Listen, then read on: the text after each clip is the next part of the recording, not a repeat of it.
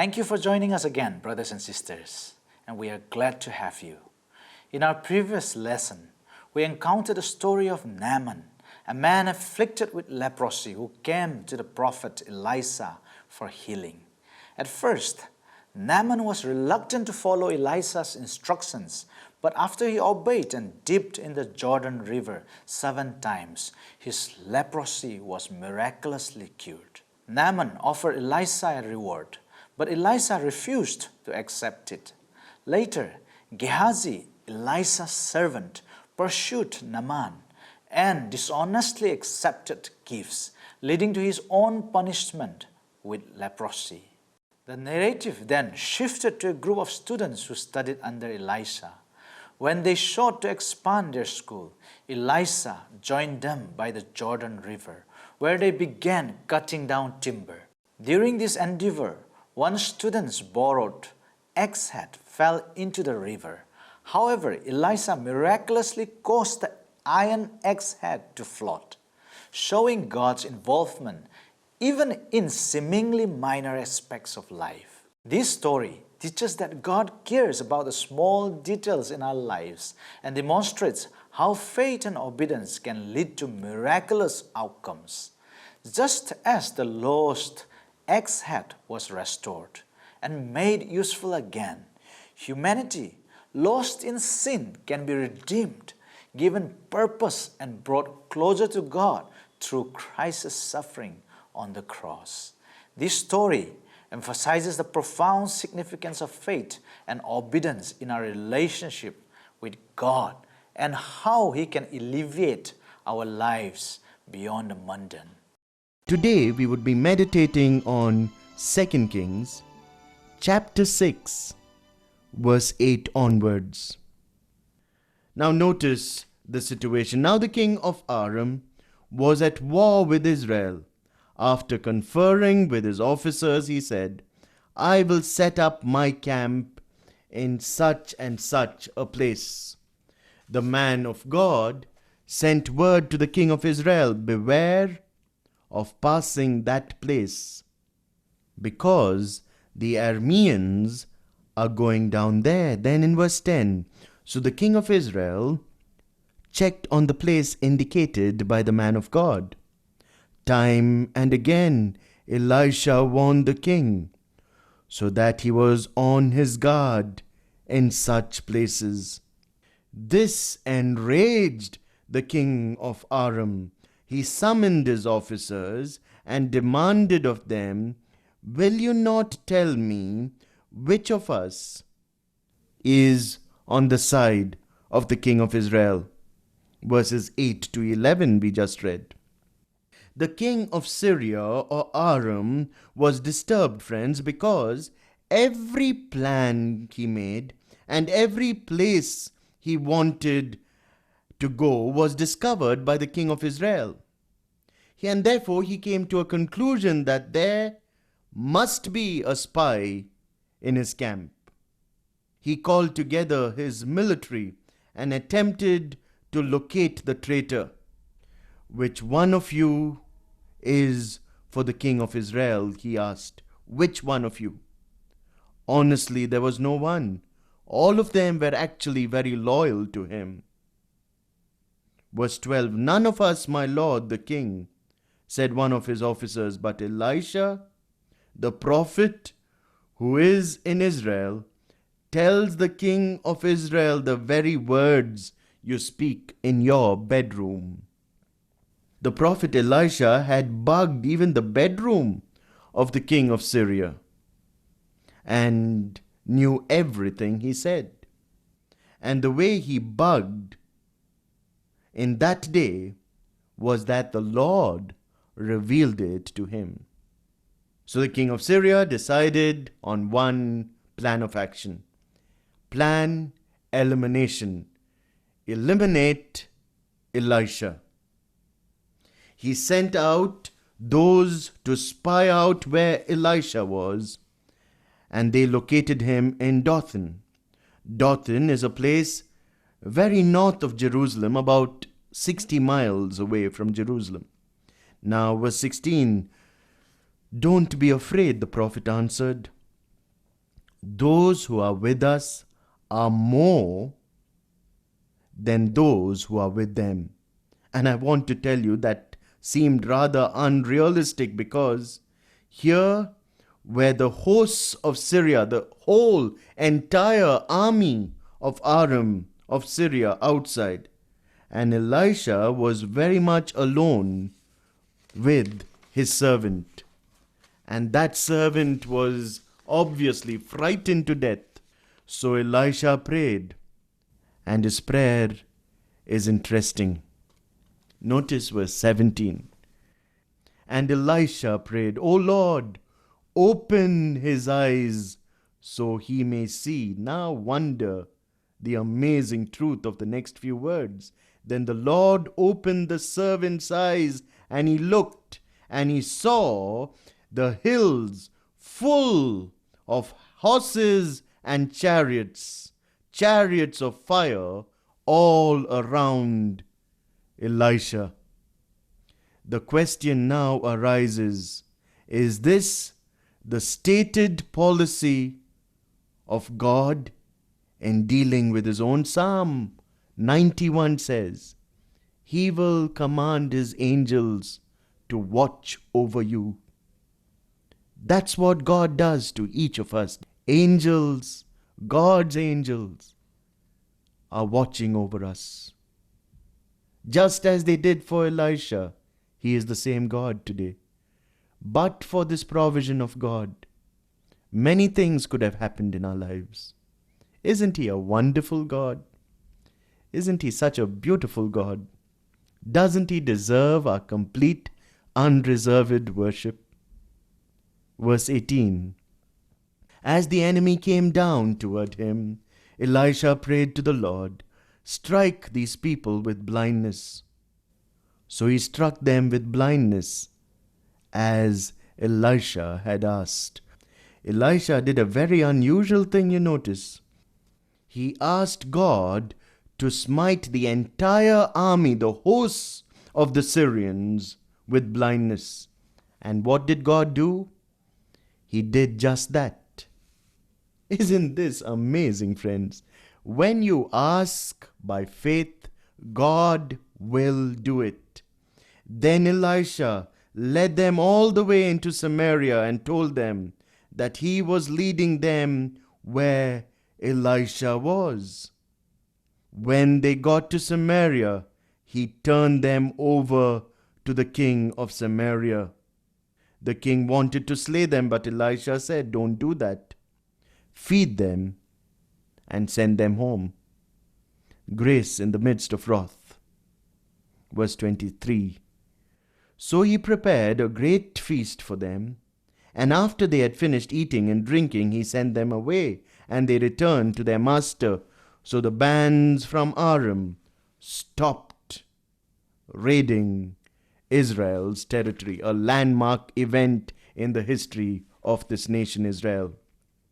Friends, both the power and the graciousness of Israel's God, as represented by Elisha, must have really shaken the Syrian king. He abandoned his war, his constant, unrelenting war against Israel.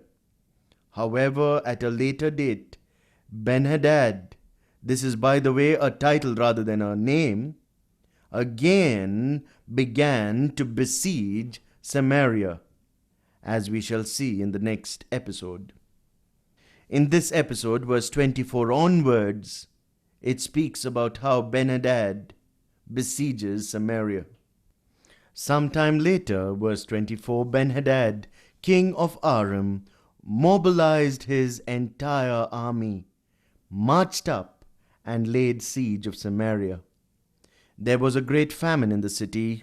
The siege lasted so long that a donkey's head sold for 80 shekels of silver, a donkey's head, and a quarter of a cab of seed pods for 5 shekels. The famine was so severe, friends, you notice, that priceless things, simple things, ordinary things was priced at a very, very high rate. They were really having inflation, this land. Now, verse 31, he said, "May God deal with me, be it ever so severely, if the head of Elisha, son of Shaphat, remains on his shoulders today." We don't know why the king considered Elisha as responsible for the horrors of the siege. Probably, he thought, it was in Elisha's power to provide food in a miraculous way and was going to execute him because he did not provide that food. This chapter 7 continues the narrative of chapter 6, holding Elisha responsible for the siege.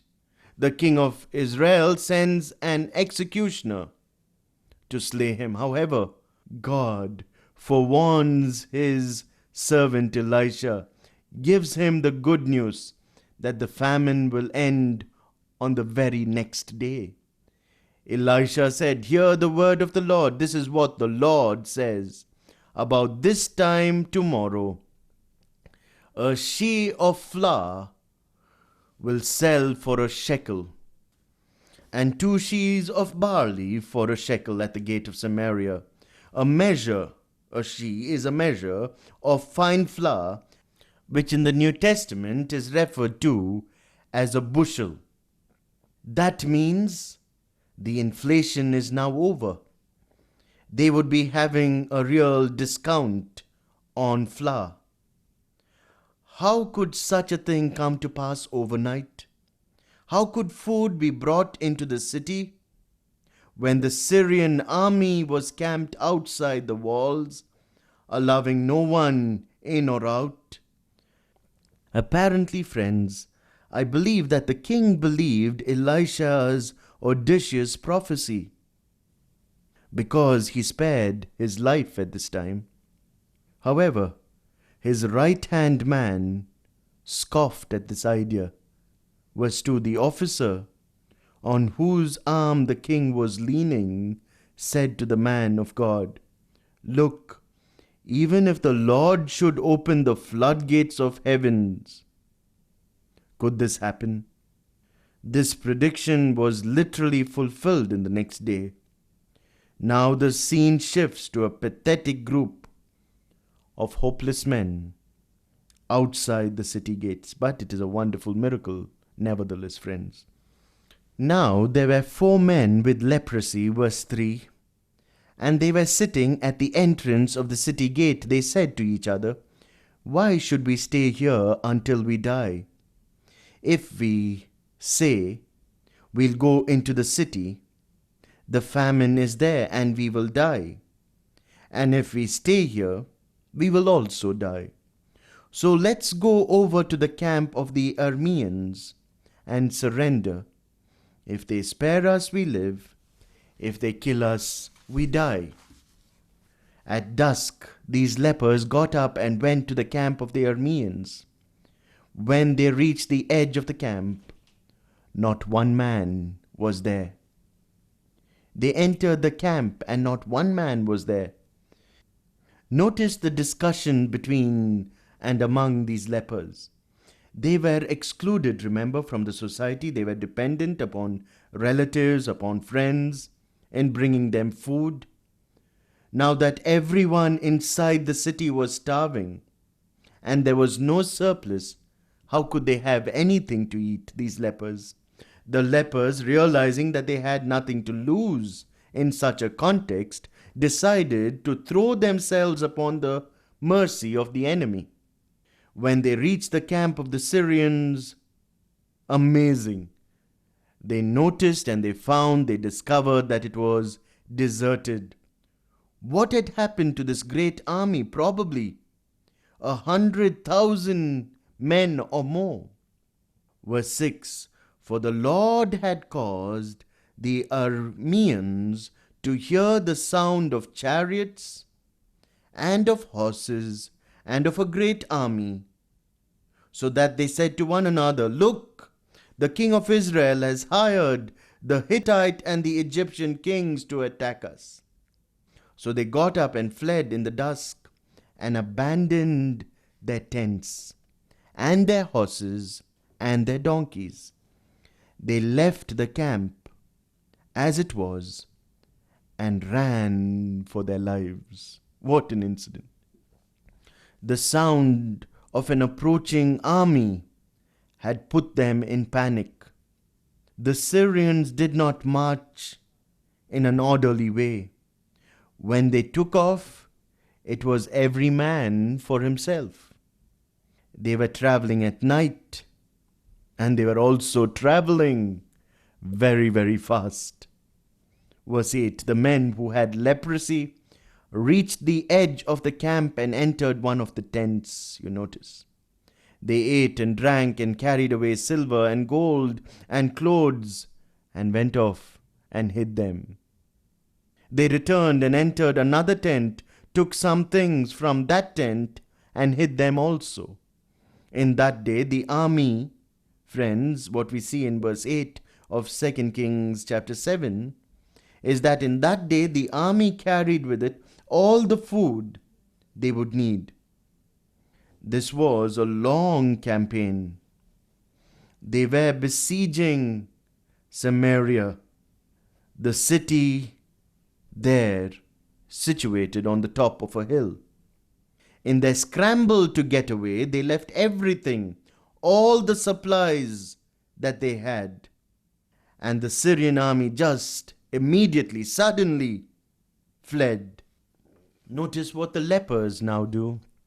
They enter the camp and they eat like men who have not eaten for days. Then they found and hid some gold and silver that they would never have any need of. Verse 9, then they said to one another, notice the conscience of the lepers. We are not doing right. This is a day of good news and we are keeping it to ourselves. If we wait until daylight, punishment will overtake us. Let us go at once and report this to the royal palace. Now the excitement of these lepers is all over and they begin to come to themselves. They begin to decide that they must take this good news of this empty Syrian camp to the king. Chapter 8 now. The people of Israel soon forgot God's miraculous deliverance and returned to their sin. So again, they suffered the judgment of God in the form of a famine. Verse 1.